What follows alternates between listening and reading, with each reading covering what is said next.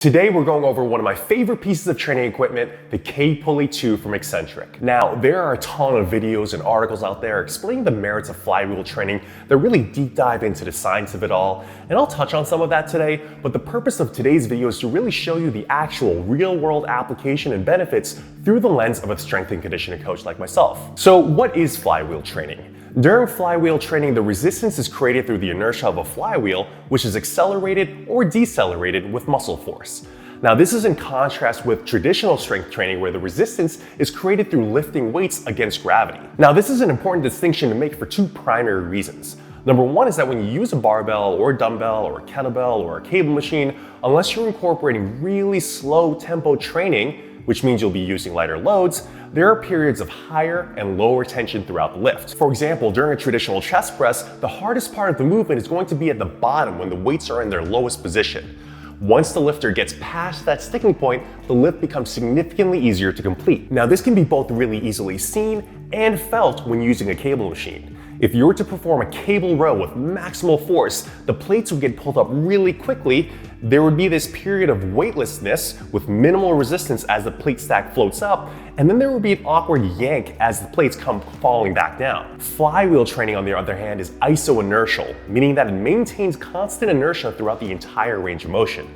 There's never a period where your muscles aren't under constant tension, and there's maximal force in every degree of motion and every angle. The second distinction between flywheel training and traditional strength training is that the eccentric, or lowering down portion of the lift, is accentuated.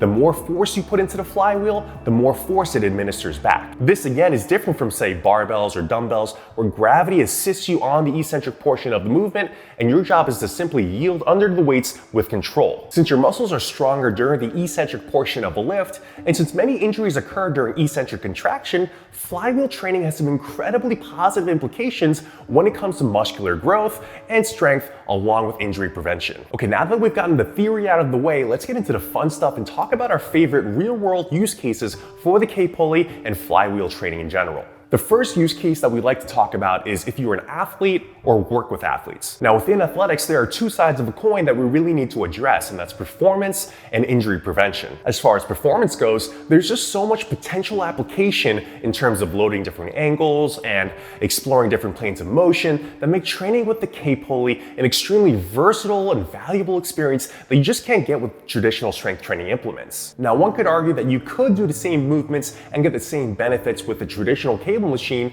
but you really can't compare the two because if we're talking performance, you can't put maximal force into a cable machine because the weight stack will end up jumping, which will make the movement feel extremely jerky and disconnected.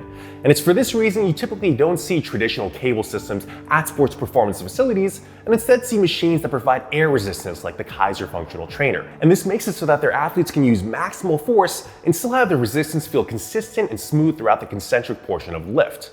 And the same goes for the kPulley. After a couple of pre-reps, you can use maximal force on any given movement, and the flywheel will seamlessly absorb all that energy during the concentric portion of the movement, but then it takes it a step further by delivering the energy right back at you during the eccentric portion of the movement. It's for this reason there's been an increased adoption of flywheel training amongst professional and collegiate sports teams from all around the world. The other side of the coin is injury prevention, which many could argue is on the exact same side of the coin as performance, because if you're not actually on the field or on the court or whatever surface you compete on, then performance is kind of a moot point. The eccentric accentuation component that the kPulley has to offer makes it a far superior option to any traditional cable system out there.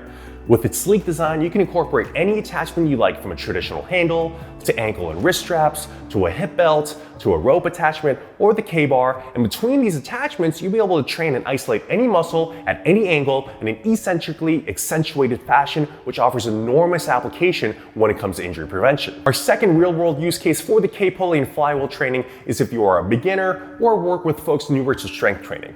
But Jason, you just talked about how great of a tool the kPulley was for athletes. How can it also be good for beginners? Well, person on the internet, let me tell you. One of the benefits of flywheel training is that you have to be way more in tune with your body than you do with traditional weights. And you have to really understand leverage. Now, those of you who have coached a complete beginner before understand just how difficult it is to teach newer lifters how to wedge themselves underneath the bar during deadlifts, or how to properly balance themselves during a dynamic movement like kettlebell swings, or even during less dynamic movements, but ones ones where the weight is far away from them, like cable rows. The kPulley will teach these lifters how to leverage themselves against the weight naturally and authentically without you ever having to say a word. They'll naturally lower their center of gravity, naturally adjust their base of support, and they'll make all of these micro adjustments in real time because the force of the kPulley will knock them off balance if they don't, and they won't be able to complete the rep otherwise. With traditional strength training implements, they'd be able to fake the funk, so to speak. They can shoot their hips up during a deadlift, completely lose leverage, but over-recruit their lower back muscles to complete the rep.